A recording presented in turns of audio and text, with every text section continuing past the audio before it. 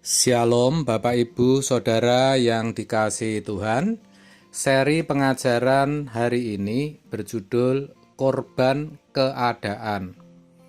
Saudaraku, dikatakan demikian, tiada damai bagi orang-orang fasik itu, firman Allahku.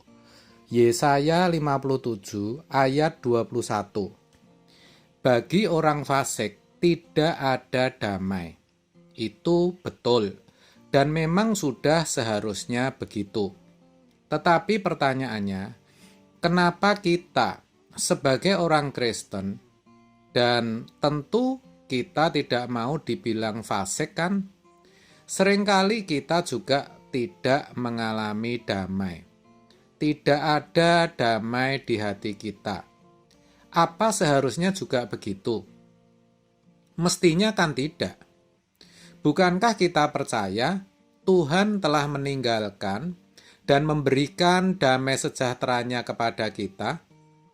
Seperti dituliskan Yohanes 14 ayat 27. Damai Allah, damai yang berbeda dengan dunia. Tetapi faktanya sering bukan tidak ada damai di hati kita. Pernah tidak saudara berpikir atau memperkarakan akan hal ini? Harusnya, kalau sampai kita tidak ada damai, tidak memiliki damai, aneh kan? Nah, begini saudara, selama kita hidup, kita akan selalu bertemu dengan tiga hal ini. Apa itu? Yaitu situasi atau keadaan, barang, dan orang. Kita bisa bertemu dengan berbagai situasi atau keadaan, barang, dan sifat-sifat orang yang unexpected, yang tidak bisa kita duga.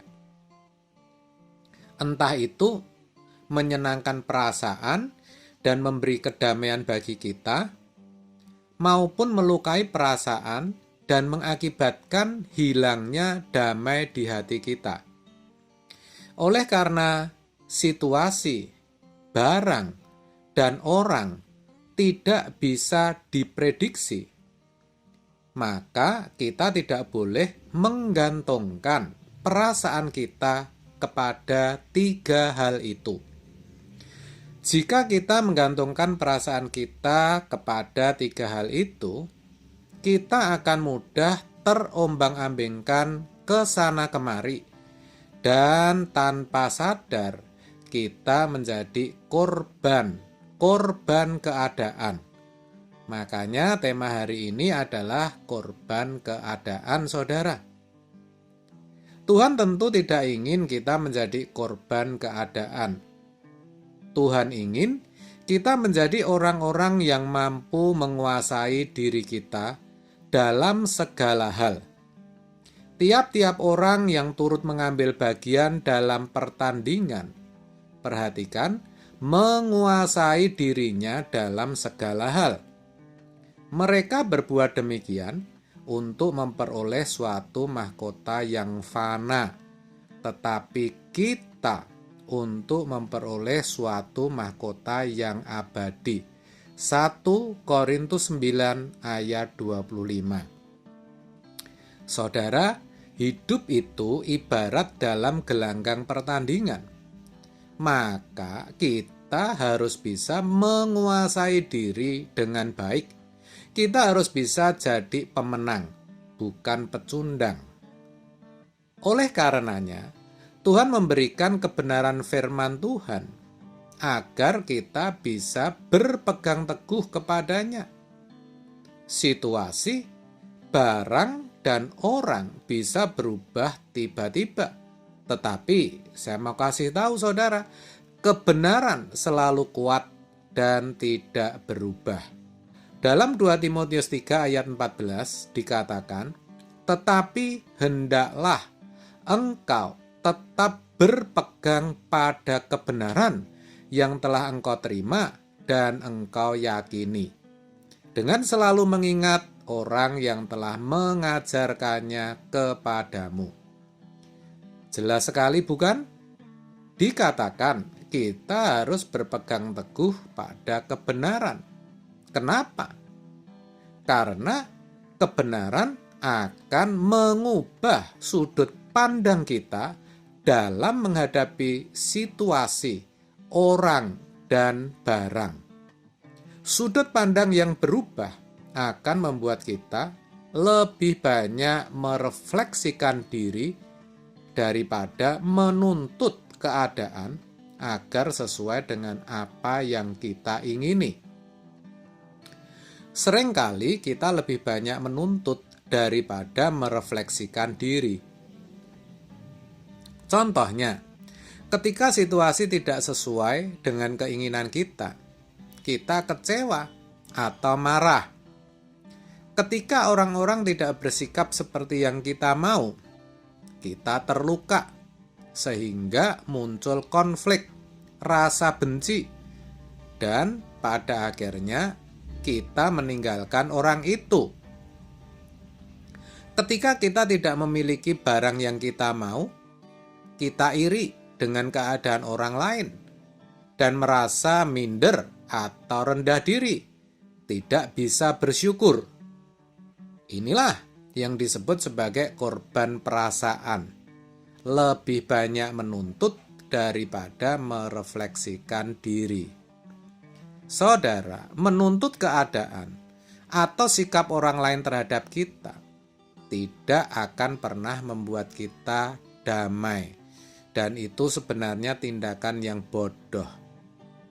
Kedamaian berasal atau muncul ketika kita berkaca kepada kebenaran tentang hidup ini.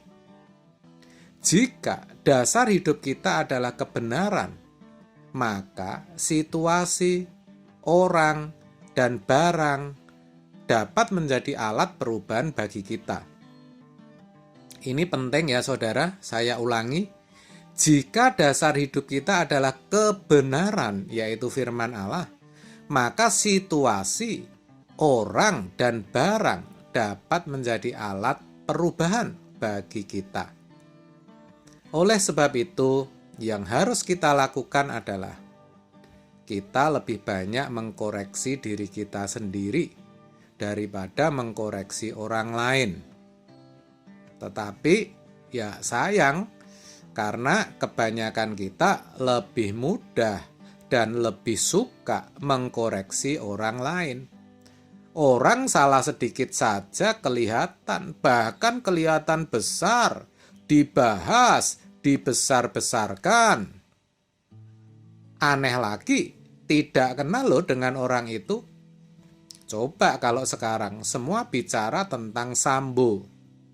Bukankah lebih baik kita koreksi diri kita? Memang kita tidak lakukan pembunuhan, tetapi di hadapan Tuhan, apa kita juga sudah berkenan? Itu pertanyaannya, saudara. Nah, jangan pusinglah dengan orang lain, tapi sebaiknya kita perhatikan seperti apa kebiasaan hidup kita. Seperti orang bebal atau orang arif. Apakah hati kita selalu damai atau tidak? Apakah kita jadi korban keadaan atau tidak? Kan gitu, saudara. Saudaraku, lebih baik kita berjuang untuk selalu taat kepada kebenaran dan bukan taat kepada perasaan. Perasaan itu sering menipu. Yang namanya perasaan itu mudah dieksploitasi, mudah dipermainkan oleh keadaan, oleh orang, atau oleh barang. Jadi, hiduplah selalu dalam kebenaran firman Tuhan.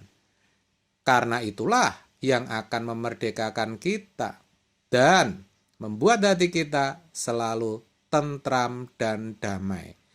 Mari berjuang bersama, saudara. Jangan mau jadi korban keadaan. Amin. Tuhan Yesus memberkati.